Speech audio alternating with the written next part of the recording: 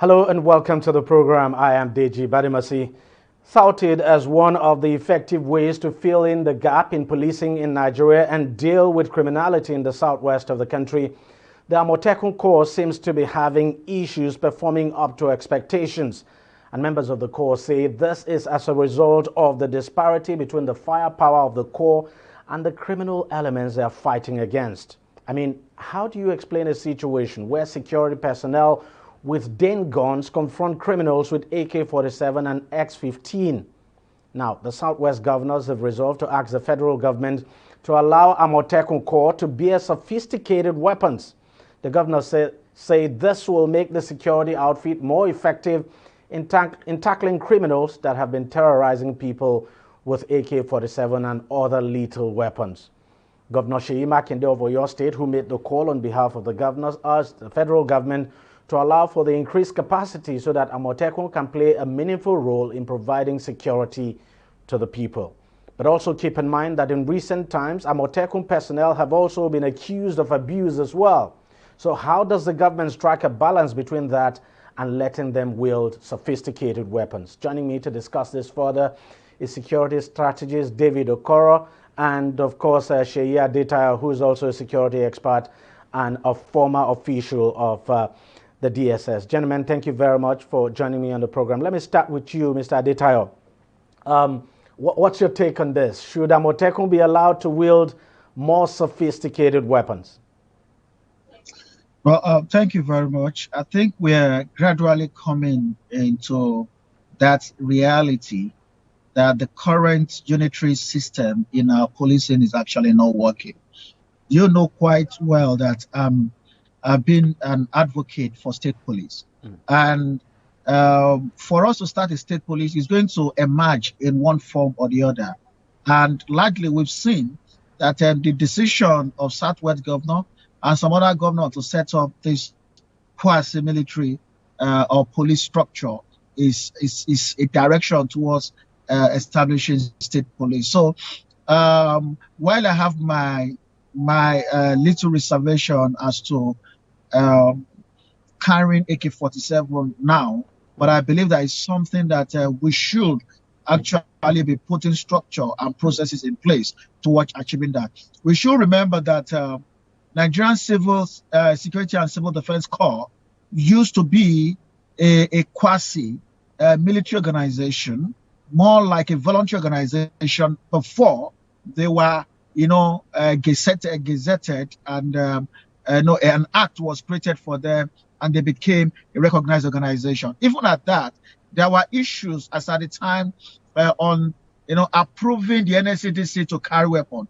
I remember that they had to go through series of screening, lots of debate, and then the willpower of the then government to say, I think it is time. And so far, if you look from the last 10 years now, NSCDC have not really done bad in terms of being able to manage their personnel, weapon handling, and also processes internal control in terms of how they use their weapons. So I think if we can get it right with the NSCDC, as it is right now, we can also get it right if you tread cautiously, but with the determination that that is the direction that we're going, and we'll definitely get there, and we'll also see a good result. But let's not also forget that the NSCDC is a federal institution and not a state institution. But I'm going to come back to you so that we can address that. Mr. Okoro, what's your own take on this? I commend you for deciding to have this kind of conversation this afternoon, because this is a very fundamental problem. If Nigeria wants to solve its security problem, the situation we are today, then we must be willing to take actions that will help to address these problems. For instance, you're talking today about bearing of arms, but being outside the normal law enforcement agency. So talking about Amotekun. I will give you some graphic example or information. Last year, SBM International came up with a report about October of 2020 and said that about 6,145,000 small weapons are in the hands of criminal elements and non-state actors, civilian criminal elements and non-state actors, really talking about violent criminals, and that the law enforcement agency, police, the armed forces, and the paramilitary, the total arms that are available to them is about 586,600. So you are talking about a society that is surfeited with weapons in the hands of criminals, and the law enforcement agencies that are in place or that are legally allowed to carry arms are barely 600,000. So you see the gap. Criminals have a lot of weapons in their hands, and in the public space there is not enough equipment. So what it says straight away is that there is a need to quickly scale up the amount or the quantum of weapons that are in the hand of recognized institutions. And I think that what Amotekun stands for, what we have seen them be able to do, require that they should be supported by being allowed under a very controlled environment to also carry arms. Because except and until we address this issue of huge gap in the need of equipment to do security work in the public space, we'll continue to have bandits who are the ones that are having these weapons now, continue to have herdsmen who are the ones that are having this equipment now, continue to have kidnappers, and what you now begin to call unknown gunmen. They are the ones that will now have the monopoly of weapons and armament, while the ordinary law-abiding citizens and such other recognized institutions are left with nothing with which to carry out their jobs. So if you ask me, the long and short of it is that it's long overdue for us to allow alternative arrangements for arm bearing. And I want to try and say this further. The reason why there have been resistance to the bearing of arms by such organizations as Amotekun and the rest is the fear that the arms will be used to subvert the state. Now, this same argument was the same argument that was made many years before private media organizations like yours were licensed. Then we were told that if you license private media organizations, they will be used to subvert the nation. But you will have seen that over the years that the private media organizations have helped to add to national security. They have helped to address issues of development, and they have helped with social and political issues. So the fear that was harbored initially, that licensing private media organizations will damage the country's security and all that, have not been proven to be true. The same way that bearing arms will not subvert the national security of Nigeria. Now, let me say this to you, that we have a large population of private guard companies that have been properly profiled by the State Security Department, by civil defense and other such organizations that have found that they have been proven right to carry out the work of security in the environment. Now, the only problems that you now have why such organizations like the private security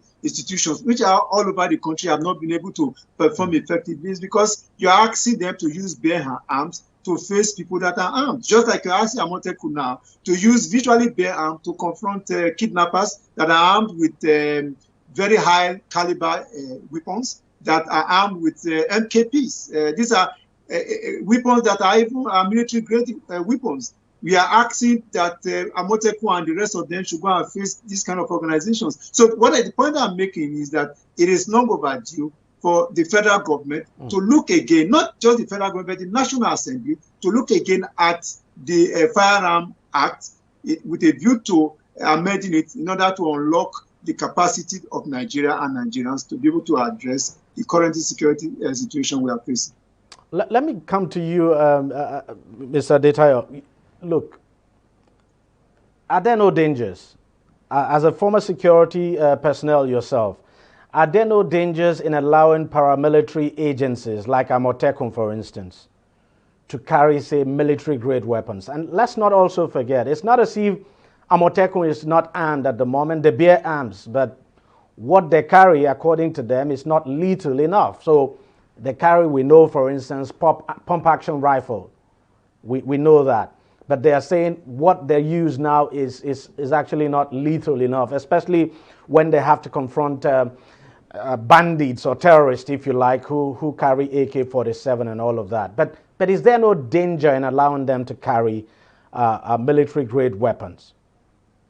So there are pros and cons. So, all decisions that have been proposed, especially this. We're not talking about military-grade weapons here. What they are asking for is police-grade weapon. Our weaponry. Okay, now please help us to differentiate that. Okay, now police is established to take care of the civilian population. Now you don't need a military-grade weapon to bring law and order within the civil populace. What they need is rifle like AK-47, pistols, handcuff, and stun gun, and tear gas canisters and other defensive mechanism in case of when they want to control riots. But military use high caliber weapons. They use grenades, they use hammer tanks, and they fire high artillery equipment. So what they're asking for is to be, armed at the level where they can be able to enforce law and order within civilian population. Now, on the issue whether, yes, there is always the downside to every action, and we now need to weigh it properly to say, okay, let's look at the disadvantages and the advantages and see which one weigh more. At the level we are right now as a nation, we all know that the nation is under-policed. Number one, we've not met the United Nations requirement in terms of the number. It is 1 police to 250, and we are far below that as we speak right now, because our national population is increasing at a rate higher than the addition that we are making to the Nigerian police. That is one. The second issue here is that the number of arms, as earlier mentioned, is high. The number of bandits, crimes, and criminalities that we're encountering today is very high. They are under severe pressure, and that's when I stated the military being brought, into police duties that we see today, because we don't have enough.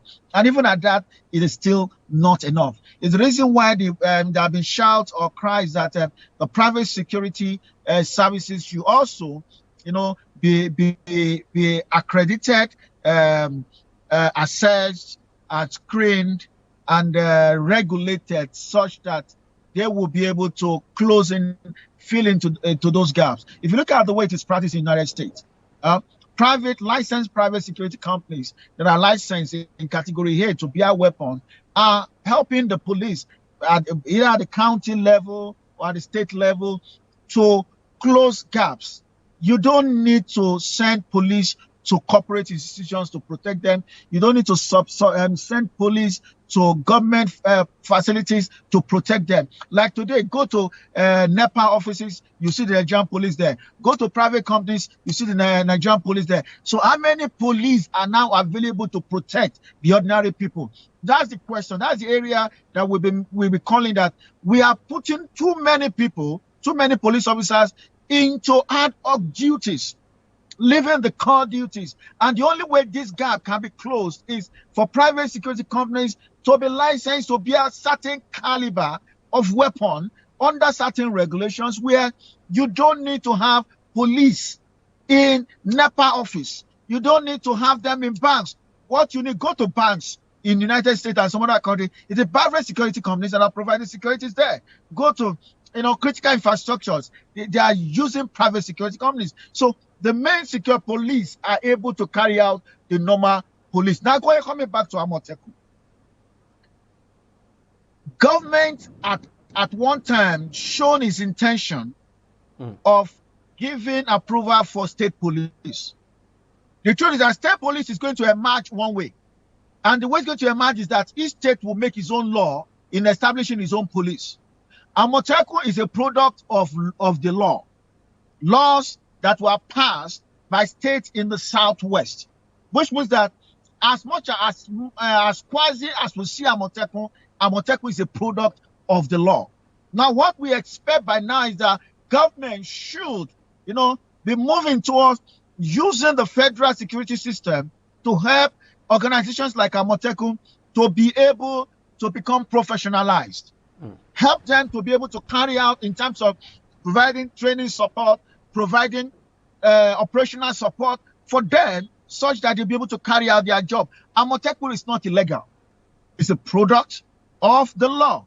And we run a federal constitution. The state laws are recognized. And that's the reason why they are carrying pump action. Pump action is one of those weapons that are also regulated, unlike gun. Now, operational-wise, if you look at AK-47 and a pump action, their effectiveness and usage are different. AK-47 is a rifled weapon. That's why they call them rifle. Rifled means that if you look at the nozzle of the weapon, there is a line inside. It's called rifling. And the kind of ammunition they use is the bullet they use at the type that it goes out with single rounds at every point in time, whether it is on rapid or it's on single. The rifling component of the muzzle of the weapon allows that bullet to go straight to the aim. It hits the target where it is aimed at. Now, you can pick a bad man out in the midst of many good people. You have somebody holding another person hostage that is about to kill in the midst of 10 people. When you carry AK-47, you can pick that man out. But when you use a weapon like pump action, it's using cartridges. The cartridges contains pellets. When you shoot, the pellets disperse. It disperses and it will eat everything that is within that triangular, radius, that the area of direction where it is focusing. So you cannot use pump action in that regard. You need to be able to look at the environment very well and ensure that the only person standing you are aiming at are the bad people. But when there are good people there, pump action cannot work because you will end up eating good people. And that's why this limits the operational effectiveness of Amotekun. So that's the reason why they are calling for a weapon that they can use properly to help them to be able to police very well and help to enforce law. Pump action is a good weapon, but for law enforcement, for police work, which they are doing, it is not. That's the reason why you don't see police. I understand you perfectly. I understand you perfectly. Just before we go, because we're running out of time, Mr. Koro, but let's look at this. If you allow Amotekun to bear arms now, don't you run the risk of, for instance, say the civilian JTF who are operating in the northeast of the country also saying, look, you've got to allow us to bear, to carry AK-47 as well? And then several other groups too will come up. No, I think that what we need is a national consensus, an agreement by Nigerians that enough is enough, that going forward, beyond or beside the sworn law enforcement agencies, that we will have a policy that will allow other people, other groups, other organizations that are properly profiled and trained and regulated to bear arms. It is dangerous to allow just anybody to carry arms. But the law should be amended. This is my position. The law should be amended that we allow certain group of persons, certain organizations, certain recognized persons by law through training, like I said, and standardization and all that, to bear arms. Look, whether you like it or not, the agitation for people to bear arms, for organizations to bear arms, to increase the stock of arms that is available will continue to be there. The earlier, therefore, we come together as a nation and agree that there is the fear, there is a fear, true, but that the fear is unfounded in the sense that all other countries in the world, or most other countries in the world that have the same situation that we are confronted with, have decided one way or the other to allow arms to be borne by properly licensed, profiled, and recognized individuals. And I think that is the way to go. And already, like my other colleague said, that the private guard companies that have been properly profiled, there should be further process of standardizing that group of organizations and allowing them, if found worthy, to bear arms. That is the easiest way forward to get us out of the kind of quagmire that we are facing today. In fact, you remember that not long ago that the governor of Katsina State came out and spoke strongly on this side that people should bear arms in order to be able to defend themselves. Yeah, so what it means is that if we do not take steps to regularize this by government, then we are leaving every other person to determine to bear arms one way or the other. Gentlemen, thank you very much for your contributions. Thank you for coming on the program. Seyi Adetayo, thank you very much for your time. And David Okoro, thank you both for coming on the program. We'll take a short break now, and we'll be right back. Opinions are free, facts are sacred, but truth is universal. How, in practical terms, can we, for instance, de-escalate the tension? President must see himself as the President of the Federal Republic. We know where the enemy is. 3 places. The Lake Chad Basin, the border area between Nigeria and Cameroon, and then the Sambisa Forest. On DEJI360, we give you a complete dose of everything. Opinion, facts, and undiluted truth. I hardly believe what politicians say in this part of the world. A new Nigeria is possible, a future is possible. We delve into the issues, dissect it so that you can understand it, and use it to take action. I don't think there's any need for any governor to look for grant for ranching. DEJI360, dissecting the issues.